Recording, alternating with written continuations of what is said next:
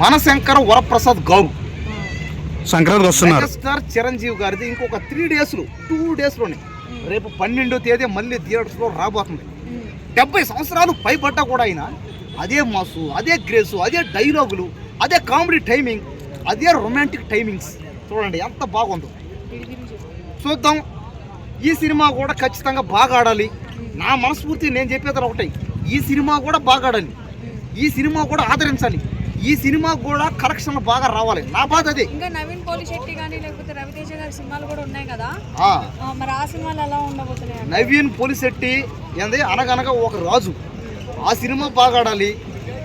రవితేజ గారిది ఏందది భర్త మహాశైలకు విజ్ఞప్తి అంట, ఆ సినిమా కూడా బాగా ఆడాలి. నారి నారి నడుము శర్వానంద్ నారి నారి నడుమ అదే అదే అదే ఈ సినిమా కూడా బాగా ఆడాలి.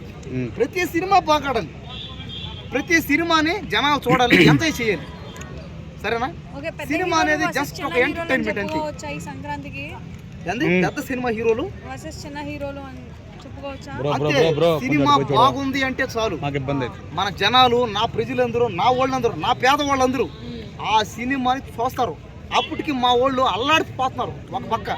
ఏమిటయ్యా ఇది టికెట్ ఏమో రాజాసాబ్ 480 రూపాయలు, బయటకు వచ్చి చాలా మంది అసలు వర్తే కాదంటున్నారు. చూశారు కదా, నా వాళ్ళు, నా పేదవాళ్ళు, నా ప్రజలందరూ 50 రూపాయలు 100 రూపాయలు టికెట్ పెడితే కనీసం నా వాళ్ళైనా చూస్తారు పోయిదాన్ని.